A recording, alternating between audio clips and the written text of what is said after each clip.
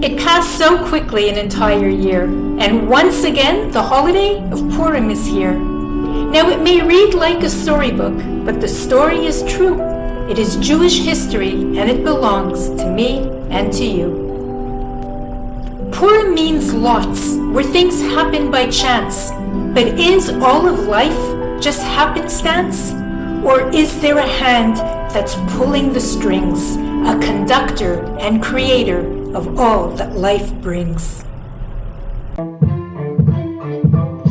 Now hear the Megillah as it's unscrolled. Listen to a story of crazy unfold.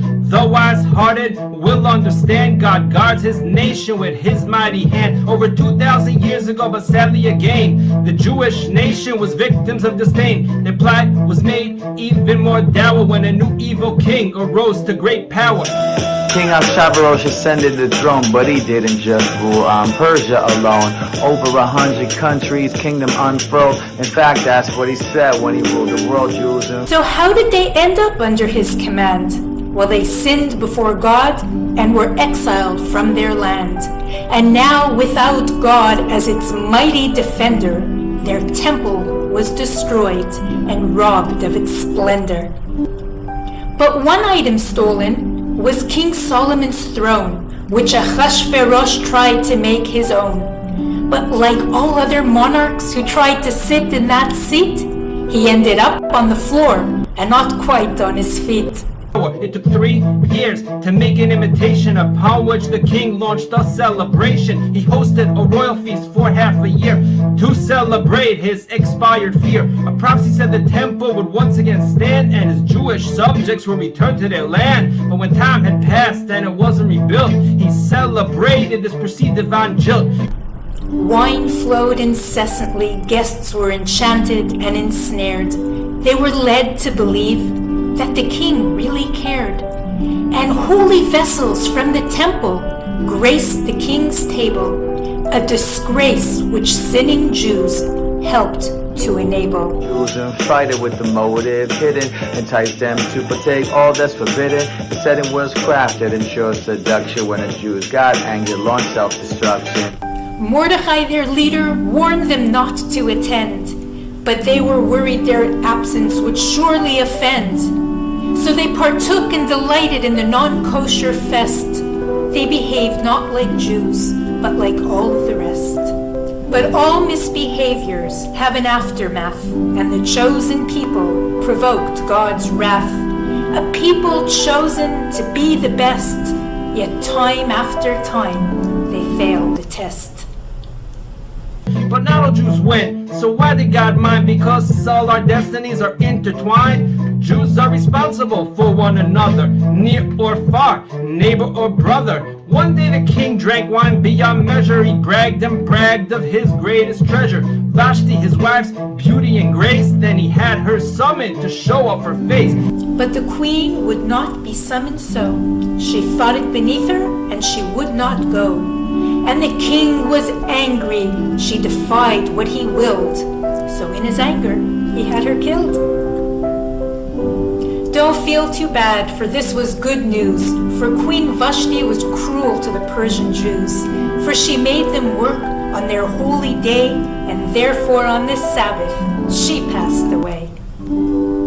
The king now needed a new queen in hand, and he had his agents search the entire land. She, with class and grace, and indeed beauty, would be most fit for royal duty.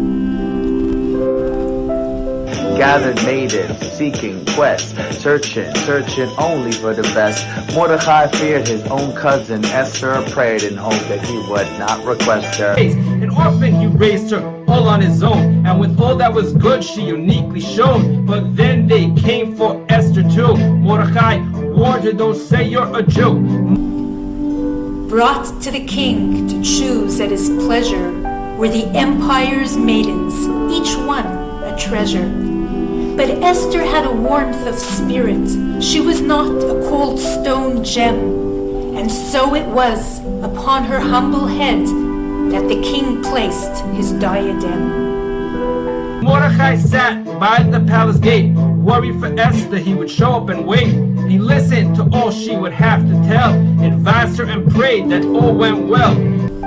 But one day, while sitting at his spot, he heard two palace guards hatching a plot. For the king's very life was on the brink, for they conspired to poison his drink. Told Esther all that he heard, and she told the king word for word. The guilty were hanged as they deserved, and Mordecai's deed was penned and preserved. And then he got a vain villain in promotion. King mistook the guile as devotion. Haman came the man of the hour, and the Jew was drunk off all that wealth and power. He was even richer than the king. His life was good. He did not need a thing. And all were told to bow before Haman, and everyone did, except for one man. Mordecai the Jew would not bend the knee, not to Haman or his idolatry. Haman was offended, he became enraged, and by nothing could he be assuaged. It wouldn't be enough to kill that one Jew, he'd murder all his people and the children too. He and the king were joined in this plot, and the day was picked by drawing a lot. Messengers were dispatched throughout the land with the king's seal and a royal command. It was so clear what his subjects must do. On the 13th of Adar, kill every Jew. The bad news reached Mordecai's ear. All the people were beset by fear. Not weird, change the dress to the clothes of mourning. Crowd out in the words of warning. Man, he bragged too. He could not enter the palace so he sent a messenger, so Esther should know. He told her all that was decreed, and that she must go to the king to beg and to plead. Esther feared for her life, because there was procedure. One could not go see the king just for pleasure or leisure. It was sure death to go see him without invitation. And for 30 days she received no such supplication. Mordecai insisted it's what she must do, and that the king must know she too was a Jew. If she would not risk it and not even try, the Jews would be saved, but it was she who would die. When she realized the peril of the situation, she braved herself to save her nation. She summoned her courage, put her faith in on high, and said, I will go to the king, and if I die, then I die. Approach him with all she would say. For 3 days the Jews were to fast and to pray. For though a lottery chose the fateful day, it's God who has the final say. After 3 days and after her fast, it was time to see the king at last. She entered his chambers against the law of the day, but he was happy to see her. There was no price to pay. He wanted to please her if she would just inquire up to half of his land if she'd so desire. You see, the Jews must learn to understand that the hearts of kings are in God's hand. He told the king she had one request, that he and Haman should be her guests. She'd host 2 parties just to start. On the second day she'd say what's on her heart. Haman left the palace with joy and glee, so proud to be friends with royalty. But then once again Mordecai wouldn't prostrate, and the cruel Haman became irate. He bragged to his peeps, his wife, that he was living the super life. With such wealth he could dream for more, but that too Mordecai he fell for. His wife Zeresh was equally shallow, and she advised her husband to build a gallows. And that night they did, 50 cubits high, where they planned to hang dear Mordecai. On the morrow he get the king's permission to hang the Jew and his sedition. But the king himself had a troubled night. He could not sleep, something was not right. He asked the records be read word for word, and became ever curious by something he heard. A plot of regicide was averted and recorded. What came of the Savior, was he ever rewarded? He went over. As the servant informed him that he did not get a thing, Haman showed up to speak with the king. But the king spoke first, seeking advice how to honor a man without thinking of price. Haman believed that he was the man of the hour, and was gushing galore with all the king should shower. The man should be dressed in the king's cloak and crown, and on the king's horse should be honored through town. Though the king was pleased with what Haman said, command go ahead, and every detail go follow through to go honor Mordechai the Jew. Haman was shamed by his new plight, how his cruel plans changed overnight. You see, evil men can build the gallows, but none can harm what God hallows.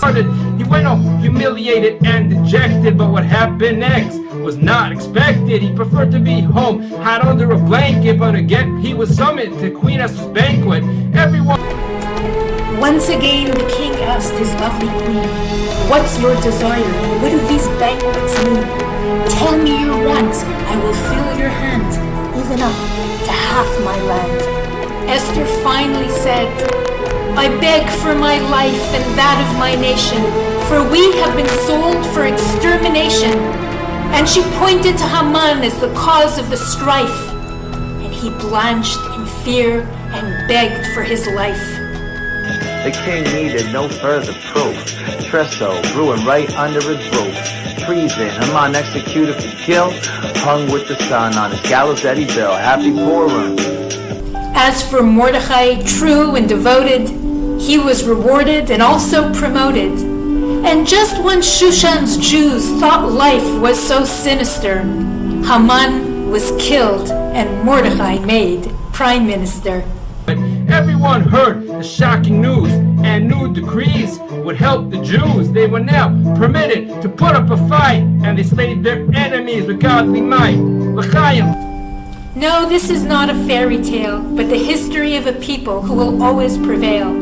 When we listen to God and follow His ways, He will smash our foes and bless our days. To full, drink away, for that's what we do on this holiday. For our near destruction was put in reverse. God sprouted blessings from our enemy's curse. Next time we should pause and think at whose table we stop to drink. And when Jews pray and unite as one, well, we shall never be undone. This is Dillz, baby. Happy Purim. Kosha Dillz. I keep it cooking.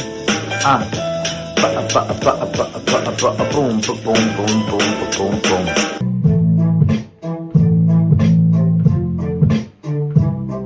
Freilichem Purim.